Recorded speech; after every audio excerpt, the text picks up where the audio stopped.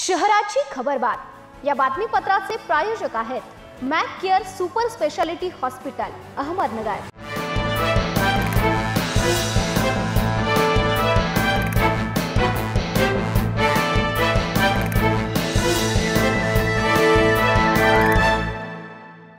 नमस्कार, मी पूनम। न्यूज 24 सायद्रीमध्ये आपलं स्वागत। पाहूयात नगर शहरातील महत्त्वपूर्ण बातम्यांचा आढावा शहराच्या खबरबातमध्ये।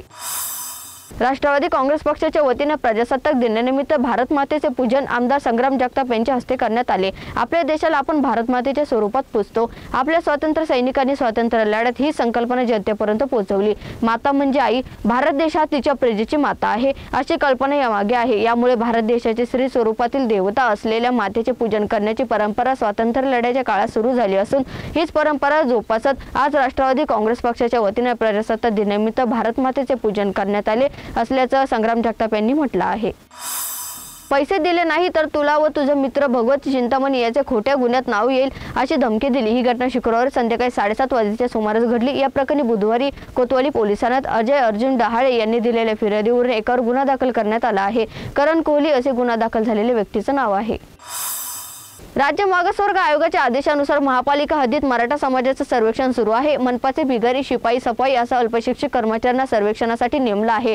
त्यात एका कर्मचाऱ्याचा व्हिडिओ व्हायरल झाल्याने महापालिका प्रशासनाची धांदल उडाली। उपायुक्त श्रीनिवास कुन्हे यांनी सारवासारव करत आस्थापना विभागाकडून माहिती घेऊन अल्पशिक्षित कर्मचाऱ्यांना तात्काळ सर्वेक्षणातून वगळण्यात येईल अशी नवीन कर्मचाऱ्यांची नियुक्ती करण्यात येईल असे सांगण्यात आलं आहे।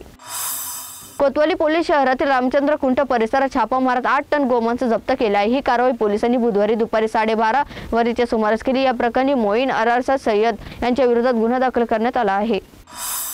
सारसनगर येथे श्री स्वामी समर्थ सेवा आध्यात्मिक विकास व बालसंस्कार दरबार केंद्राचा लोकार्पण सोहळा व स्वामींची प्रतिमा स्थापन संग्राम जगताप यांच्या हस्ते संपन्न झाली। या आध्यात्मिक केंद्राच्या माध्यमातून चांगले विचार व संस्कार बाहेर पडतील व समाजामध्ये धार्मिकतेची गुढी निर्माण होऊन आनंदमय वातावरण निर्माण होईल। धार्मिकतेच्या माध्यमातून समाज एकवटला जात असतो। या ठिकाणी उभारण्यात आलेल्या श्री स्वामींच्या दरबारात आज त्यांच्या प्रतिमेची स्थापना असून माध्यमातून या युवा पिढीमध्ये आध्यात्मिक विचार रुजवले जातील। बालवयातच मुलामुलींवर धार्मिकतेचे संस्कार करण्याचे महान कार्य या ठिकाणी सुरू आहे। धार्मिकतेतून सकारात्मक कामाची ऊर्जा मिळत असते। सारसनगर परिसरात विविध मंदिरांची उभारणी केली असून संतांच्या विचारांनी आपली भूमी पावन झाली आहे। तसेच जतन व्हावे म्हणून विविध धार्मिक कार्यक्रमांचे आयोजन होणे गरजेचे आहे असे जगताप यांनी म्हटलं आहे। शहराच्या खबरबातमध्ये ते स्तंभित मात्र तुम्ही पाहत राहा न्यूज 24 सह्याद्री।